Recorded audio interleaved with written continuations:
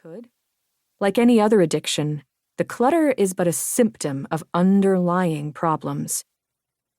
People with eating disorders are seeking control in a world they consider out of their control. The alcoholic and drug addict escape reality and feelings by altering their minds. Gambling addicts escape life problems as they sit mesmerized by gambling machines, cards, lottery tickets, waiting for the rush of winning. What is the payoff for the clutter junkie?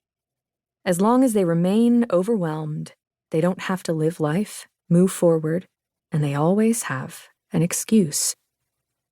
Many clutter junkies will take on extra work, volunteer for nonprofit organizations, go out of their way to do for others, to avoid their problem, to have an excuse for staying overwhelmed. They believe they will feel better about not getting their mess cleaned up if they have a good reason. However, that is just a Band-Aid on a gushing wound. Clutter is a wall constructed bit by bit to keep the world out. However, as with other addictions, it becomes the prison that keeps the addict in. Therefore, in looking for a solution to clutter addiction, the addict must take the wall down bit by bit. It didn't get built overnight, and it won't go away overnight. It will take time. It will take a conscious effort. It will take walking through the fear that keeps the clutter junkie's life a mess. The nesting syndrome. For over 20 years, while in recovery from my own addictions, I've had the opportunity to work with others. I discovered that many addicts have a tendency to move from one addiction to another in a futile effort to fill those holes in themselves that brought them to addiction in the first place. One of those holes is the feeling of helplessness and being out of control of their lives.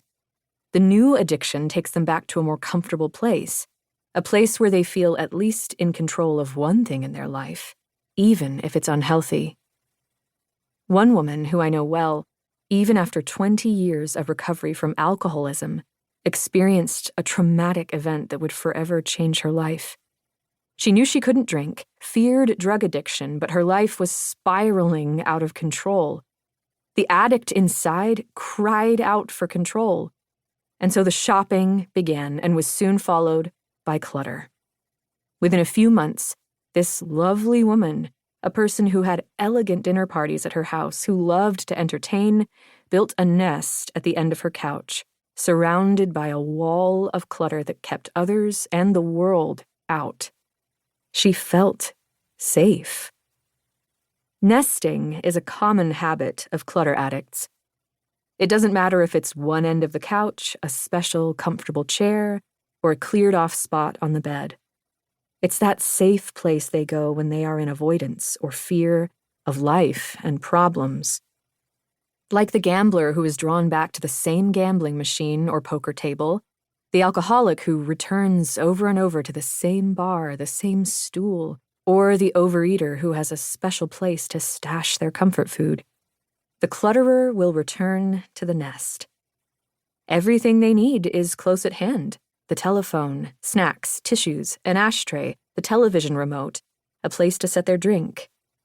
Hours may pass as they ponder what they want to get done, how they will go about it, or what they need to purchase to help them get organized. Many clutterers are obsessed with books, tapes, and television shows about how to get organized, how to decorate their living spaces. They may even order many gadgets to make it easier, only to discover that the gadgets don't work for them. The gadgets, tapes, and books simply become a part of the clutter wall. While still in avoidance, they tell themselves the darn thing just didn't work. Sitting in their nests, they might consider their surroundings. Maybe if they bought something new or different, it would help. Which brings us to another thing clutter addicts have in common. They seek out distractions. They can spend an entire day in the midst of their chaos trying to figure out where and how to hang that new painting or place the new lamp or a chair in the perfect spot. It doesn't help.